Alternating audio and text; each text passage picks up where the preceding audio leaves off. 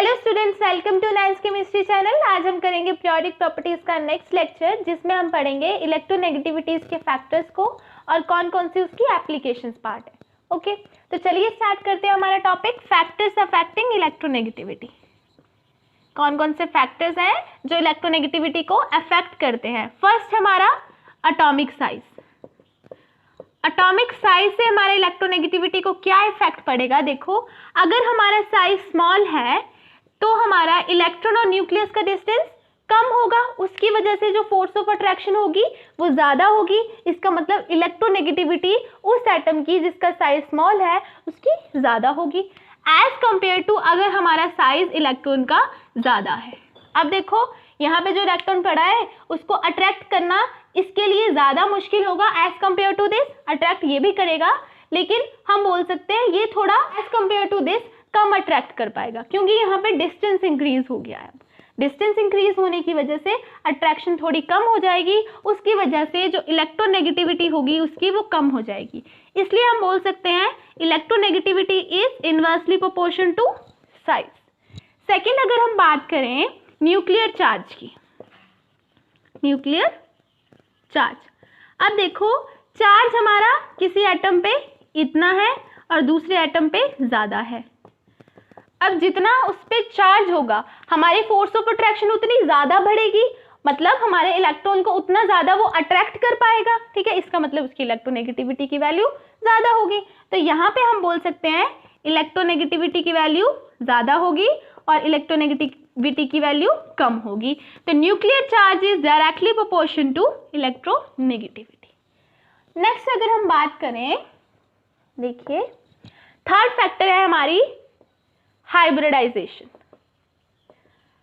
Hybridisation, वैसे तो हमारी बहुत सारी हाइब्रिडाइजेशंस होती हैं, अगर हम मेन 3 जो होती हैं उनको डिस्कस करें तो हमारी sp, sp2 एंड sp3 होती है। अब देखो, जितना ज्यादा s करेक्टर होता है उतनी ज्यादा उसकी इलेक्ट्रोनेगेटिविटी होती है। sp में हाइब्रिडाइजेशन में देखो हमारा s करेक्टर कितना है 50%, sp2 में हमारा s करेक्टर कितना होता है 33.3%, इसमें हमारा s करेक्टर कितना होगा 25%। बात नोट डाउन कर लो, जितना s करेक्टर होगा उतनी इलेक्ट्रोनेगेटिविटी की वैल्यू ज्यादा होगी। अब मैं पूछूं क्यों होगी s करेक्टर ज्यादा, इसका मतलब वो जो हमारे इलेक्ट्रॉन्स होंगे जो s ऑर्बिटल में होंगे वो न्यूक्लियस के ज्यादा क्लोज होंगे। कैसे, हमने पेनिट्रेटिंग पावर पढ़ी थी ना, पेनिट्रेटिंग पावर s की सबसे ज्यादा, p की, फिर d की एंड फिर f की, था ना हमने पेनिट्रेटिंग पावर में।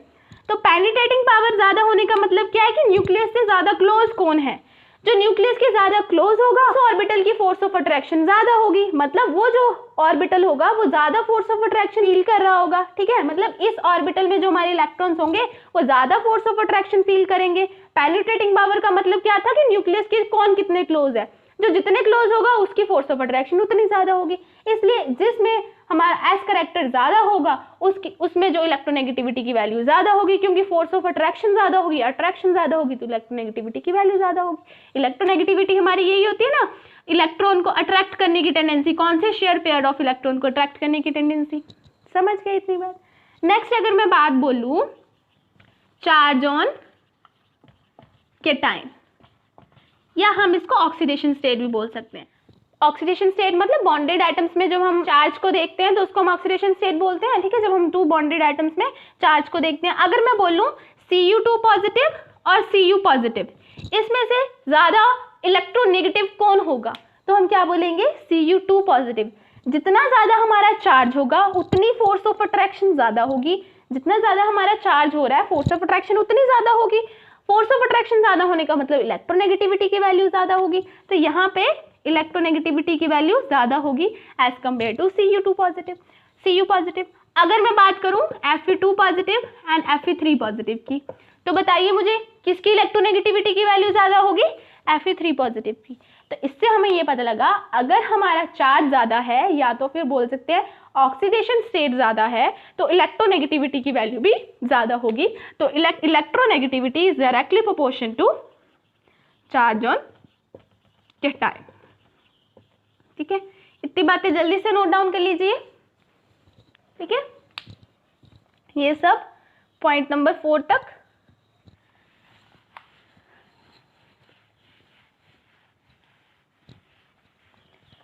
नेक्स्ट अगर हम बात करें, फिफ्थ है चार्ज ऑन एनायन। अब देखो चार्ज ऑन एनायन का हमारा जो ट्रेंड होगा बिल्कुल ऑपोजिट हो जाएगा। देखो मैं पूछूं O नेगेटिव और O2 नेगेटिव, इनमें से इलेक्ट्रोनेगेटिविटी किसकी ज्यादा होगी? अब देखो इस पे 2 नेगेटिव है, इस पे ओनली नेगेटिव है, इसका मतलब ये इलेक्ट्रॉन को ज्यादा रिपेल करेगा। इलेक्ट्रोनेगेटिविटी क्या होती है? इलेक्ट्रॉन को अट्रैक्ट करने की टेंडेंसी, लेकिन ये तो यहाँ पे इसको रिपेल करेगा क्योंकि इलेक्ट्रॉन इलेक्ट्रॉन रिपल्शन होंगी, ऑब्वियस सी बात है। लेकिन रिपल्शन किस में ज्यादा होंगी? इस पे ज्यादा होंगी एज कंपेयर टू दिस। ये तो समझ पा रहे हो ना? तो इसका मतलब इलेक्ट्रोनेगेटिविटी इसकी कम होगी और इसकी ज्यादा होगी। इसका मतलब चार्ज ऑन एनायन ज्यादा होगा तो इलेक्ट्रोनेगेटिविटी की वैल्यू कम होगी। ठीक है, इसका मतलब ये दोनों एक दूसरे से इनवर्सली प्रोपोर्शन में है। लास्ट अगर मैं बात करूं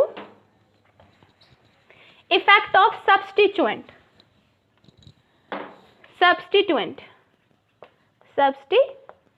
का इफेक्ट। ठीक है, अब देखो मैं पूछूं CCl3, CH3 एंड CF3, इन तीनों को आप ऑर्डर में लगाओ कि किसकी इलेक्ट्रोनेगेटिविटी ज्यादा है, किसकी कम है। अब देखो हमारे कार्बन एटम तो सेम है, सभी में सेम है, इससे तो हम देख नहीं सकते। अब हम सब्स्टिट्यूएंट से देखेंगे क्योंकि यही डिफरेंट है।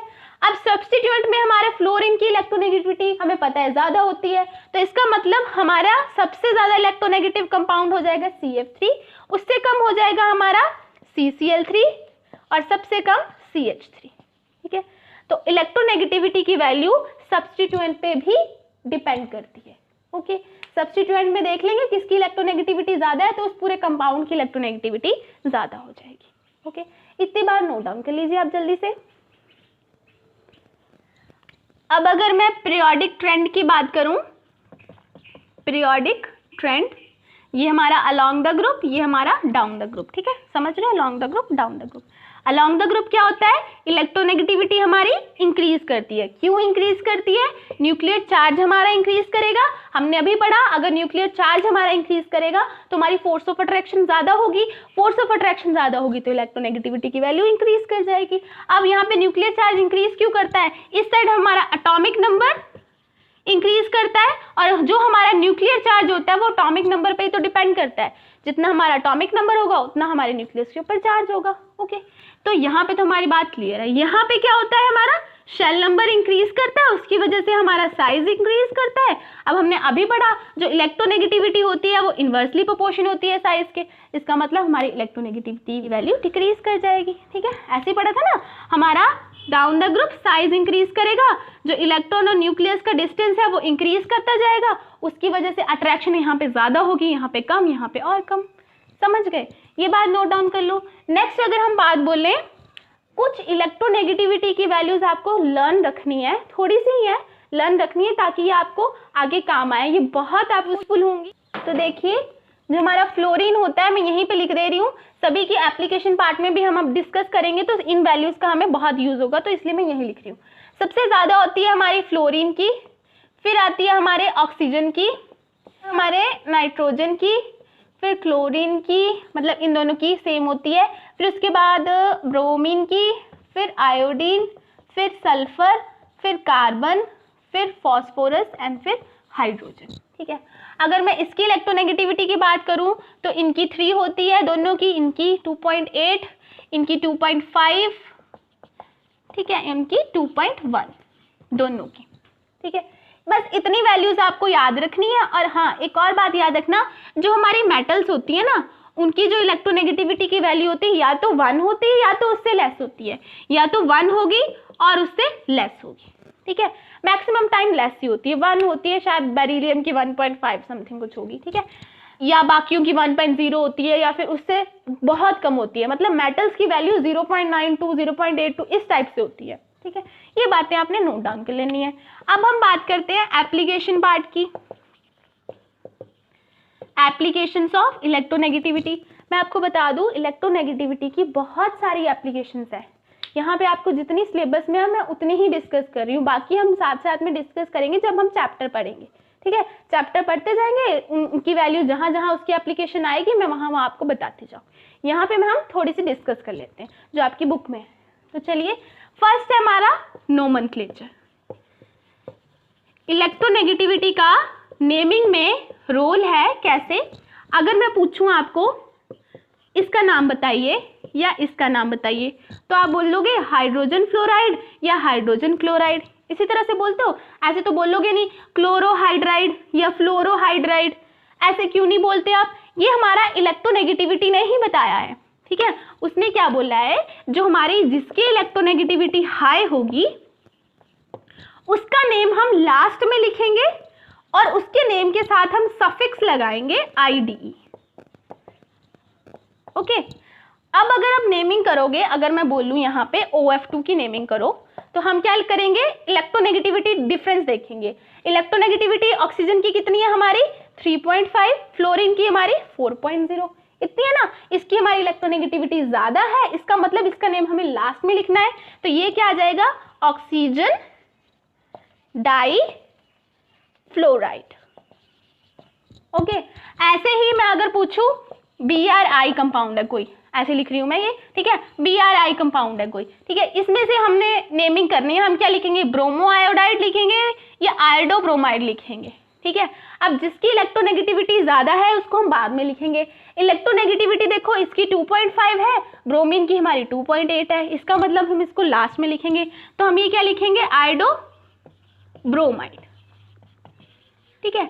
समझ गए ना मेरी बात कि मैं क्या कहना चाह रही हूँ, कि जितने भी हमारे बाइनरी कंपाउंड्स होते हैं, बाइनरी कंपाउंड्स कौन से, जो हमारे नॉन मेटल वाले होते हैं ना, जो नॉन मेटल मिलके कंपाउंड्स बनाती हैं, उन वाले कंपाउंड्स की नेमिंग बताइए हमारे इलेक्ट्रोनेगेटिविटी ने, ठीक है। ये बात नोट डाउन कर लीजिए आप जल्दी से। हमारी एप्लीकेशन है percentage of ionic character. Percentage of ionic character हम इसी से निकालते हैं, इलेक्ट्रोनेगेटिविटी से। सबसे पहले परसेंटेज ऑफ आयनिक करेक्टर किस में निकालेंगे हम, कोवलेंट बॉन्ड में। कोवलेंट बॉन्ड में कितना आयनिक करेक्टर है हम वो निकालेंगे। अब हमने कल ही पॉलिंग को बताया था कि हमारा जब दो एटम्स की इलेक्ट्रोनेगेटिविटी डिफरेंस हो जाती है, ये डिफरेंस आ जाता है, उनमें डिफरेंट हो जाती हैं, तो उनमें से जो ज़्यादा इलेक्ट्रोनेगेटिव होता है वो अपनी तरफ इलेक्ट्रॉन को खींचता है, उसकी वजह से उसके ऊपर पार्शियल नेगेटिव और दूसरे के ऊपर पार्शियल पॉजिटिव चार्ज आ जाता है। इसका मतलब हमारी जो बॉन्ड है वो पोलर हो गई है, ठीक है, पोलैरिटी आ गई है उसमें। पोलैरिटी का मतलब इसमें कुछ आयनिक करेक्टर आ गया है, ठीक है, समझ गए ना, आयनिक करेक्टर आता है इसकी वजह से। अब है तो ये बॉन्ड कोवलेंट है, लेकिन अब पोलैरिटी की वजह से इसमें कुछ आयनिक करेक्टर भी है, ठीक है। अब इस आयनिक करेक्टर को हम कैलकुलेट करते हैं। कैसे कैलकुलेट करते हैं, देखो उसका फॉर्मूला है परसेंटेज ऑफ आयनिक करेक्टर को कैलकुलेट करने का, 16 mod of x प्लस करेंगे 3.5 x स्क्वायर, ठीक है। यहाँ पे मैंने मोड इसलिए लगाया कि इसकी वैल्यू हमेशा पॉजिटिव आनी चाहिए, ठीक है। ये है क्या हमारा डिफरेंस बिटवीन इलेक्ट्रोनेगेटिविटी। इलेक्ट्रोनेगेटिविटी एक की और दूसरे की जब आपने माइनस करनी है तो बड़े में से छोटे की माइनस करना, छोटे में से बड़े की मत करना, क्योंकि इसकी वैल्यू हमें पॉजिटिव में ही रखनी है, ठीक है। ये है क्या है हमारा इलेक्ट्रोनेगेटिविटी डिफरेंस। अब जो हमारे पॉलिंग थे ना, उन्होंने बोला अगर ये जो इलेक्ट्रोनेगेटिविटी डिफरेंस है ये 1.7 आएगा तो इसका मतलब है कि उसमें 50% आयनिक करेक्टर है और 50% कोवलेंट करेक्टर है, ओके। अगर उसकी वैल्यू 1.7 मतलब इलेक्ट्रोनेगेटिविटी डिफरेंस की वैल्यू 1.7 से ज्यादा हो जाएगी तो उसमें आयनिक करेक्टर ज्यादा हो जाएगा as compared to covalent character, ठीक है, मोर हो जाएगी अगर 1.7 से। अगर इससे लेस हो जाएगी तो उसमें कोवलेंट करेक्टर ज्यादा हो जाएगा देन आयनिक करेक्टर। समझ गए मेरी बात, ये आपने बात नोट डाउन कर लेनी है, ठीक है, कि पॉलिंग के हिसाब से जो 1.7 अगर हो हमारे इलेक्ट्रोनेगेटिविटी डिफरेंस तो 50-50% होते हैं दोनों करेक्टर। अगर ज्यादा हो तो आयनिक करेक्टर ज्यादा हो जाएगा, लेस हो तो कोवलेंट करेक्टर ज्यादा हो जाएगा। अब अगर मैं बात करूं यहाँ पे हम कैलकुलेशन की, कि अगर हम HF की ही बोले, HF का आयनिक करेक्टर निकालना है तो हम कैसे निकालेंगे, इसी फॉर्मूला से निकालेंगे। तो मैं एक आपको करके बता देती हूँ एक्चुअल में निकालते कैसे है ना, इसमें पुट करके वैल्यूज जस्ट। तो देखो H और F, ये मैं यहाँ लिख लेती हूँ इसको, F की होती है 4.0, H की होती है 2.1, यहाँ से देख सकते हो, अब ये देखो 2.1 एंड 4.0। 4.0 तो है ना पॉलिंग ने ये खुद अज्यूम करी थी वैल्यू फ्लोरीन की, ताकि बाकियों के साथ बाकियों की कंपेयर करके वो इलेक्ट्रोनेगेटिविटी की वैल्यू निकाल पाए। मैंने आपको पहले ही बताया था ये जो वैल्यूज है ये एग्जैक्ट नहीं है, ये खुद अज्यूम करी हुई है, ठीक है। तो पॉलिंग ने फ्लोरीन की ही एज्यूम करी थी और बाकियों की जो इलेक्ट्रोनेगेटिविटी की वैल्यू इससे कंपेयर करके ही निकाली थी। ठीक है, तो चलिए बात करते हैं हम इसकी आयनिक करेक्टर की। तो निकालिए यहाँ पे 16। अब इलेक्ट्रोनेगेटिविटी का डिफरेंस रखना है हमने। कैसे रखेंगे इसकी इलेक्ट्रोनेगेटिविटी का डिफरेंस? 4 - 2.1, यहाँ पे आ जाएगा 1.9। ठीक है, यही आएगा ना। तो देख लीजिए यहाँ पे 1.9 रख दीजिए, प्लस करेंगे हम 3.5। अच्छा, अब इस मोड का मतलब समझ में आ गया ना। अब ये जहां मर्जी लिखा हो, हमने बड़े में से ही छोटे को माइनस करना है ताकि इसकी वैल्यू पॉजिटिव आए। समझ गए? चलिए, प्लस 3.5 और ये कर देंगे फिर से 1.9 का स्क्वायर। ये आपकी अप्रॉक्सीमेट वैल्यू आ जाएगी 43%। कैलकुलेट करना है इसको जरा। ठीक है, 43%। अब ऐसे ही आप HCl की कैलकुलेट करके देख लेना, परसेंटेज ऑफ आयनिक करेक्टर, तो आपको एक बार प्रैक्टिस हो जाएगी। ठीक है, तो इतना नोट डाउन कर लीजिए आप। सबसे पहले क्या बात नोट डाउन करनी है आपने? परसेंटेज ऑफ आयनिक करेक्टर का फॉर्मूला। ठीक है, ये फॉर्मूला नोट डाउन करना है आपको मेन। और दूसरी बात इसमें ये क्या है? इलेक्ट्रोनेगेटिविटी डिफरेंस है। और क्या याद करना था? हाँ, 1.7 से ज्यादा हो, लेस हो, तब क्या लिखना है, और एक आप करके देख लेना उसको। ठीक है, चलो नोट डाउन की बात करें, हम बॉन्ड स्ट्रेंथ भी बोल सकते हैं इसको, ये स्टेबिलिटी भी बोल सकते हैं कंपाउंड की। ठीक है, अगर मैं आपसे पूछूं HF, HCl, HBr, HI, इसमें से बताओ मुझे कौन ज़्यादा स्टेबल है या किसकी जो बॉन्ड स्ट्रेंथ है वो ज़्यादा है। तो हम कैसे करेंगे? बॉन्ड स्ट्रेंथ जो होती है वो डायरेक्टली प्रोपोर्शन होती है हमारे इलेक्ट्रोनेगेटिविटी डिफरेंस के, जिसमें जितना ज़्यादा इलेक्ट्रोनेगेटिविटी डिफरेंस आएगा वो बॉन्ड ज़्यादा स्ट्रॉन्ग होगी। क्यों स्ट्रॉन्ग होगी? मैंने आपको ये बात कल भी बताई थी। हमने पॉलिंग, जब हम पॉलिंग स्केल कर रहे थे तो मैंने आपको ये बात कल भी बताई थी, जितना इलेक्ट्रोनेगेटिविटी डिफरेंस होगा उतना ही ज़्यादा वो बॉन्ड पोलर होगा या उसमें उतना ही ज़्यादा आयनिक करेक्टर होगा। और मैंने बोला था पोलर बॉन्ड को तोड़ना as compared to covalent bond ज़्यादा मुश्किल है। ओके, तो यहाँ पे जिसमें इलेक्ट्रोनेगेटिविटी का डिफरेंस ज़्यादा आएगा, इसका मतलब वो बॉन्ड ज़्यादा पोलर होगी, मतलब उसमें आयनिक करेक्टर ज़्यादा होगा, तो उसकी बॉन्ड को तोड़ना ज़्यादा मुश्किल होगा। तो चलिए यहाँ पे इलेक्ट्रोनेगेटिविटी डिफरेंस देख लेते हैं। इसमें क्या है? 2.1 है इसकी इलेक्ट्रोनेगेटिविटी, तभी मैंने लिखवाई है इसकी 4.0। 2.1 क्लोरीन की 3 ना। ठीक है, यहाँ पे 2.1, 2.8, ठीक है, और 2.1 और इसकी आती है 2.5। चलिए डिफरेंस देख लेते हैं। यहाँ पे 1.9, 0.9, 0.7 एंड 0.4 यही आया। अब देखो इलेक्ट्रोनेगेटिविटी का डिफरेंस यहाँ पे डिक्रीज हो रहा है। अब सबसे पहले इलेक्ट्रोनेगेटिविटी डिफरेंस यहाँ पे सबसे ज़्यादा है, इसका मतलब इस बॉन्ड में पोलैरिटी सबसे ज़्यादा है, इसको तोड़ना बहुत मुश्किल है। इसका मतलब इसकी बॉन्ड स्ट्रेंथ जो है वो ज़्यादा है। ठीक है, तो हमारा ट्रेंड आ जाएगा इस टाइप से। ठीक है, जो हमारा ऑर्डर आएगा वो इस टाइप से आएगा कि इसकी सबसे ज़्यादा होगी बॉन्ड स्ट्रेंथ, फिर इसकी, फिर इसकी, फिर इसकी, क्योंकि हमारी देखो बॉन्ड स्ट्रेंथ इधर से डिक्रीज करती जा रही है। ठीक है, अगर मैं यहाँ पे पूछूं आपको कि एसिडिक करेक्टर किसका ज़्यादा है, तो आप क्या बताओगे? जल्दी से बोलो मुझे। एसिडिक करेक्टर क्या होता है कि कितनी जल्दी कोई H पॉजिटिव आयन दे दे। ठीक है, अब यहाँ पे H पॉजिटिव आयन इन सभी में से जल्दी कौन देगा? कौन देगा? HI देगा। क्यों देगा HI? क्योंकि इसकी बॉन्ड स्ट्रेंथ सबसे वीक है। ठीक है, ये जल्दी दे देगा H पॉजिटिव आयन, इसकी बॉन्ड स्ट्रेंथ सबसे ज़्यादा है। ठीक है, यहाँ पे जो इलेक्ट्रोनेगेटिविटी डिफरेंस है वो ज़्यादा आ रहा है, इसका मतलब बॉन्ड स्ट्रेंथ ज़्यादा है। तो हमारा एसिडिक करेक्टर का बिल्कुल ऑपोजिट आएगा, HI, HBr, HCl and HF। तो याद रखना एसिडिक करेक्टर, हम कई बार ये सोच लेते हैं कि इसकी इलेक्ट्रोनेगेटिविटी ज़्यादा है तो इसका होगा, है ना, इस टाइप से कुछ लोग सोच लेते हैं, कुछ बच्चे सोच लेते हैं। तो देख लो, हमने ध्यान रखना है कि इसकी बॉन्ड स्ट्रेंथ सबसे कम है, क्योंकि इसमें इलेक्ट्रोनेगेटिविटी डिफरेंस सबसे कम है, उसकी वजह से जल्दी टूट सकती है। इसमें पोलैरिटी अब इतनी ज़्यादा नहीं है, इसमें पोलैरिटी ज़्यादा है। ठीक है, पोलर बॉन्ड को तोड़ना ज़्यादा मुश्किल है, आयनिक बॉन्ड को तोड़ना ज़्यादा मुश्किल है, इसलिए ये H पॉजिटिव जल्दी दे देगा, उससे कम जल्दी ये देगा, उससे कम, सबसे कम ये। ओके, इतनी बात नोट डाउन कर लीजिए जल्दी से। Character metallic and non metallic character, जो ज़्यादा इलेक्ट्रोनेगेटिव होगा, जिसकी इलेक्ट्रोनेगेटिविटी हाई होगी, वो हमारे नॉन मेटल्स होते हैं, और जिसकी इलेक्ट्रोनेगेटिविटी लेस होती है वो हमारे मेटल्स होते हैं। अब आप ये कैसे समझ सकते हो, देखो इलेक्ट्रोनेगेटिविटी हाई होने का मतलब क्या है, इलेक्ट्रॉन को अट्रैक्ट करने की टेंडेंसी। अब इलेक्ट्रॉन को अट्रैक्ट कौन करना चाहेगा, ऑब्वियसली हमारे जो उधर वाले एटम्स हैं, हमारे जो फ्लोरीन क्लोरीन ब्रोमीन है ना, इधर वाले जो नॉन मेटल्स हैं वही अट्रैक्ट करना चाहेंगे, ताकि वो अट्रैक्ट करके अपनी नोबल गैस कॉन्फ़िगरेशन को अचीव कर ले। स्टेबल होना चाहते हैं सब, ठीक है, अचीव कर ले, तो इसका मतलब इनकी इलेक्ट्रोनेगेटिविटी हाई होगी।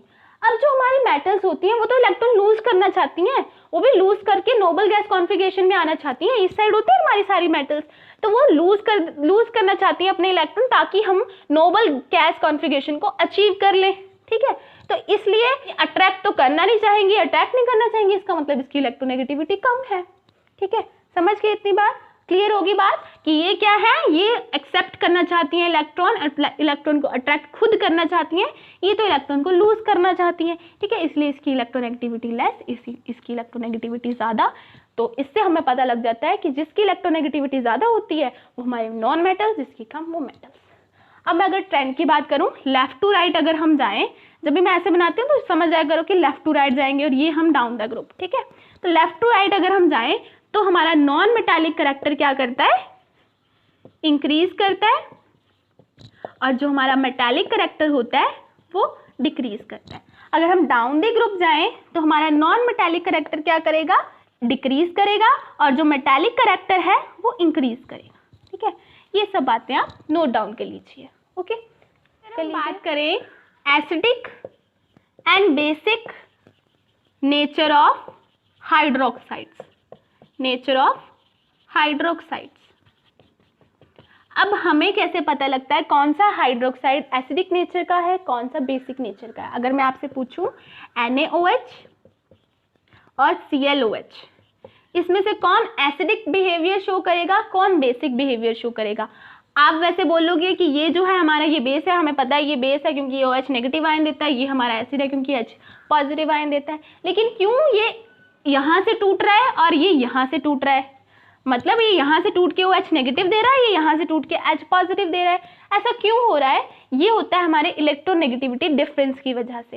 पहली बात तो ये, यहाँ पे जो इलेक्ट्रोनेगेटिविटी डिफरेंस है और यहाँ पे जो इलेक्ट्रोनेगेटिविटी डिफरेंस है वो हम देखते हैं, उसके बेसिस पे हम डिसीजन लेते हैं, उसके बेसिस पे ये डिसीजंस लेते हैं कि हमने H पॉजिटिव आयन देना है या OH नेगेटिव आयन देना है। तो हम देखें हमारे ऑक्सीजन की इलेक्ट्रोनेगेटिविटी 3.5, इसकी इलेक्ट्रोनेगेटिविटी हमारी 2.1, ये आ जाएगा हमारा 3.5।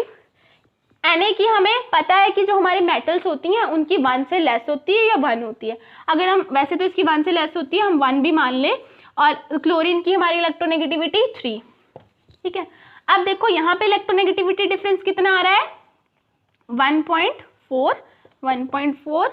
यहाँ पे इलेक्ट्रोनेगेटिविटी डिफरेंस अगर हम 1 भी माने तो 2.5 आएगा, यहाँ पे 0.5 आएगा। अब मेरी बात ध्यान से सुनना, जहाँ पे इलेक्ट्रोनेगेटिविटी डिफरेंस ज़्यादा होगा, एक यहाँ पे ज़्यादा यहाँ पे है और यहाँ पे ज़्यादा है, ठीक है, दूसरे वाले कंपाउंड में यहाँ पे ज़्यादा है, वहीं से हमारी बॉन्ड टूटेगी। मतलब अगर हमारा इलेक्ट्रोनेगेटिविटी डिफरेंस यहाँ पे ज़्यादा है तो ऑक्सीजन इलेक्ट्रॉन इसके खींचेगा, इसके नहीं खींचेगा, ठीक है, इसके इलेक्ट्रॉन खींचेगा और खुद नेगेटिव और इसको पॉजिटिव कर देगा। मतलब यहाँ पे ClO नेगेटिव प्लस H में पॉजिटिव आ जाएगा बाहर। यहाँ पे देखो इलेक्ट्रोनेगेटिविटी डिफरेंस यहाँ पे कम है, यहाँ पे ज्यादा, यहाँ पे 1.4 है, यहाँ पे 2.5 है ना। तो अब ऑक्सीजन इससे इलेक्ट्रॉन ना लेके इससे इलेक्ट्रॉन लेगा, ठीक है, क्या करेगा, इससे इलेक्ट्रॉन खींचेगा और ये खुद बाहर चला जाएगा, ये पॉजिटिव और ये नेगेटिव, ओके। तो यहाँ पे क्या आ जाएगा, Na positive plus OH negative. समझ गए इतनी बात। तो आपने यहाँ पे डिसीजन किसके बेसिस पे लेना है, जहाँ पे इलेक्ट्रोनेगेटिविटी डिफरेंस आपको ज़्यादा दिखा वहाँ से आपने बॉन्ड तोड़नी है, ठीक है।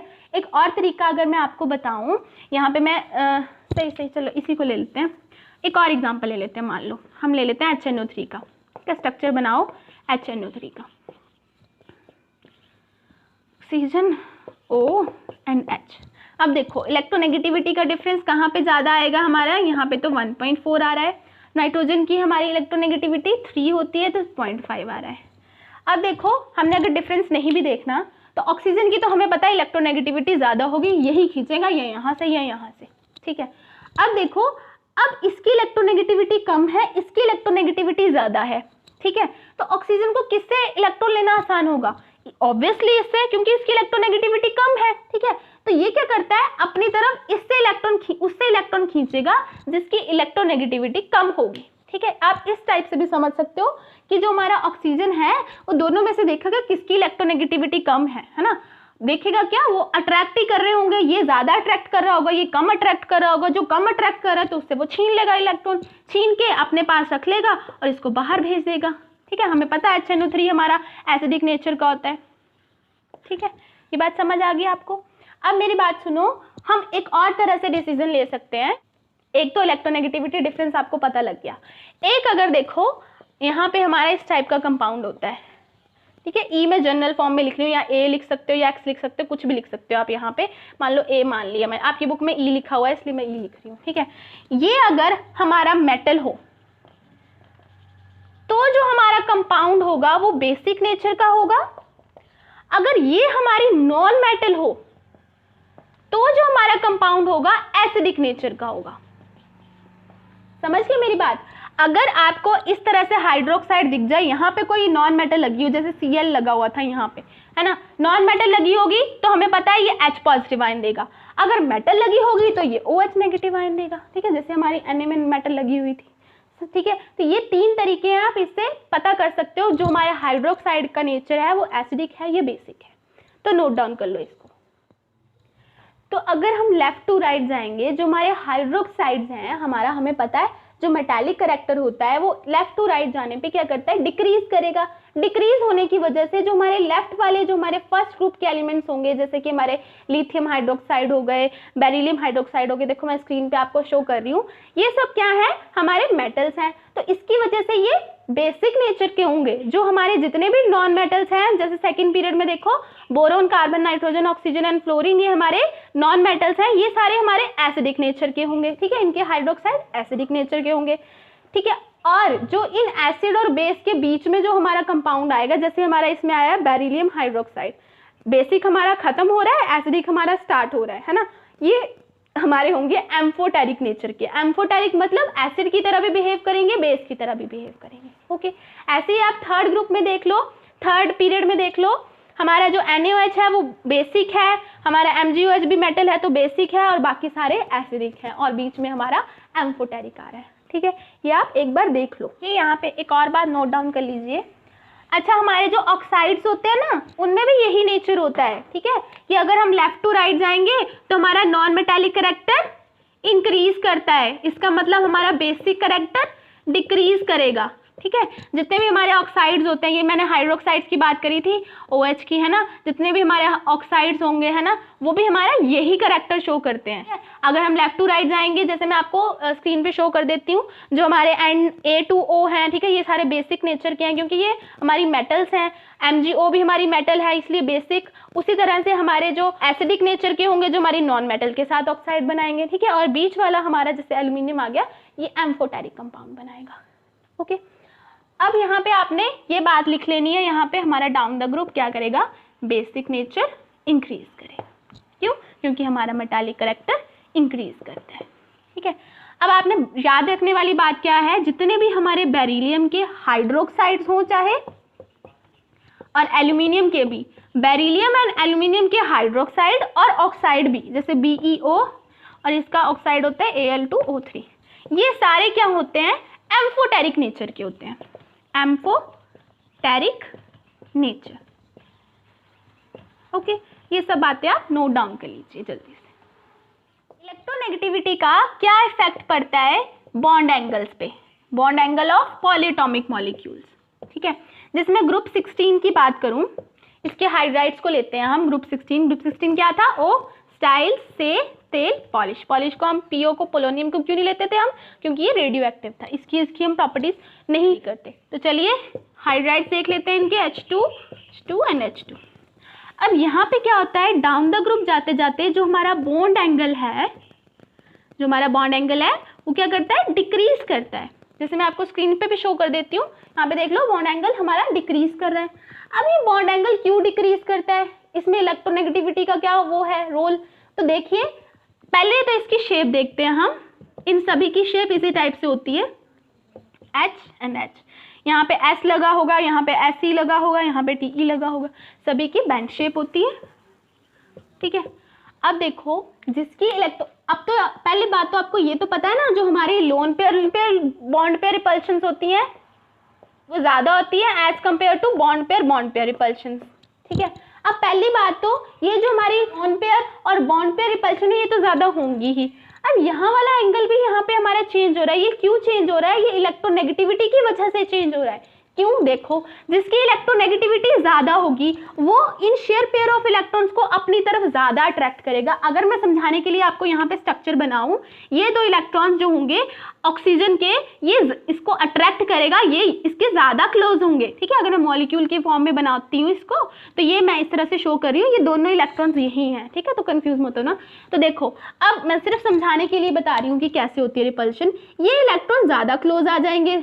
ठीक है, ये एक ऑक्सीजन का है, एक हाइड्रोजन का है, ऑक्सीजन का है, हाइड्रोजन का है। ठीक है, ये ज्यादा क्लोज आ जाएंगे। अब ज्यादा क्लोज आने की वजह से ये देखो यहाँ पे डिस्टेंस जो है वो कम हो रहा है, उसकी वजह से इलेक्ट्रॉन इलेक्ट्रॉन रिपल्शन ज्यादा हो जाएंगी, इसकी वजह से यहाँ पे बॉन्ड एंगल ज्यादा आता है। ठीक है, ऐसे ही हम डाउन द ग्रुप जब जाते हैं, जो हमारी इलेक्ट्रोनेगेटिविटी होती है वो डिक्रीज कर जाती है। इलेक्ट्रोनेगेटिविटी डिक्रीज होने की वजह से क्या होगा? अब जो हमारे सल्फर वाला होगा, ये देखो जो सल्फर के होंगे इलेक्ट्रॉन्स, अब वो इतने ज्यादा क्लोज नहीं होंगे हमारे एटम के, सेंट्रल एटम के, ये जो हमारे सल्फर के इतने ज्यादा क्लोज नहीं होंगे। अब यहाँ पे जो इलेक्ट्रॉनिक रिपल्शन होगी वो थोड़ी कम होंगी, इसलिए बॉन्ड एंगल ज्यादा नहीं हो रहा। समझ रहे हो मेरी बात? अगर मैं आपको फिंगर से समझाऊं, ये देखो यहाँ पे हमारा कोई एटम है, ऑक्सीजन एटम मान लो, सल्फर एटम मान लो, पहले ऑक्सीजन मान लो, यहाँ पे ऑक्सीजन है, यहाँ पे हमारा बैंड शेप है, इसलिए यहाँ पे हाइड्रोजन इस टाइप से लगे होते हैं। ठीक है, हमारे जो इन दोनों की जो शेयर पेयर ऑफ इलेक्ट्रॉन्स है वो ऑक्सीजन ज्यादा अट्रैक्ट करेगा, क्योंकि उसकी इलेक्ट्रोनेगेटिविटी सबसे ज्यादा है, फ्लोरीन के बाद ऑक्सीजन की तो सबसे ज्यादा है। उसकी वजह से यहाँ पे इलेक्ट्रॉन्स आ जाएंगे, हमारे यहाँ पे आ गए।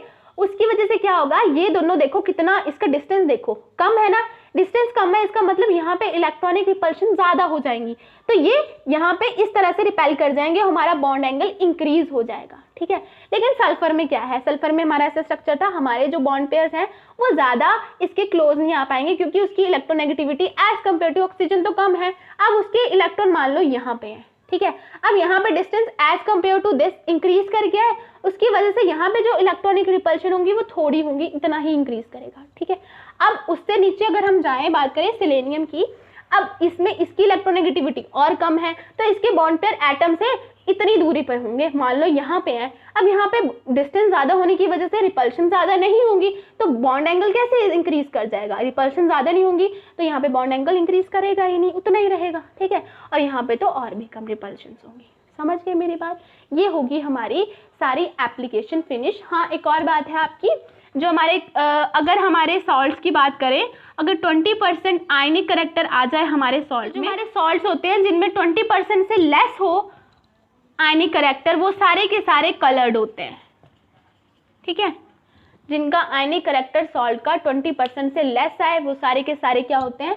कलर्ड कंपाउंड होते हैं। अगर उससे ज्यादा है तो वो कलरलेस होंगे। ओके, इतनी बात आपको याद रखनी है। और भी बहुत सारी इसकी वैसे एप्लीकेशंस है, मैंने यहाँ पे थोड़ी सी ही डिस्कस करी हैं, आगे जैसे जैसे चैप्टर बढ़ता जाएगा मैं आपको डिस्कस करती जाऊंगी। तो मैं आपको आज की एक बात बता देती हूँ लास्ट में, अभी आपको पहले मैंने टाइम वेस्ट नहीं किया। ठीक है, तो मैंने ये वीडियो पहले भी रिकॉर्ड करी थी, पूरी 59 मिनट की हो चुकी थी। ठीक है, पता नहीं कैसे पहले भी जैसे मेरे साथ हुआ था वो बंद हो गई थी हमारी वीडियो। टाइम मैं इसलिए रिकॉर्ड नहीं करती थी, देखो यहाँ पे ब्लर आ रही होगी थोड़ी आपको वीडियो, इस टाइम अंधेरा होने की वजह से ना ये वीडियो क्वालिटी कम हो जाती है, तो इसलिए मैं पहले ही शूट कर लेती हूँ इसको। तो मैंने करी थी, पर पूरी वीडियो मेरी पता नहीं कैसे कुछ रिकॉर्ड ही नहीं हुआ, सेव ही नहीं हुआ, जैसे मेरे साथ पहले हुआ था। पर पहले आधी वीडियो तो बच गई थी ना, आधी नहीं सेव हुई थी, बिल्कुल भी कुछ भी सेव नहीं हुआ। 59 मिनट्स मेरे पूरे बेकार गए थे। ये वीडियो मैंने दोबारा शूट करी है, तो वीडियो क्वालिटी को प्लीज़ थोड़ा सा एडजस्ट कर लेना आप। तो अगर आपको वीडियो पसंद आई हो तो उसको लाइक करना, अपने फ्रेंड्स के साथ शेयर करना और चैनल को सब्सक्राइब ज़रूर करना।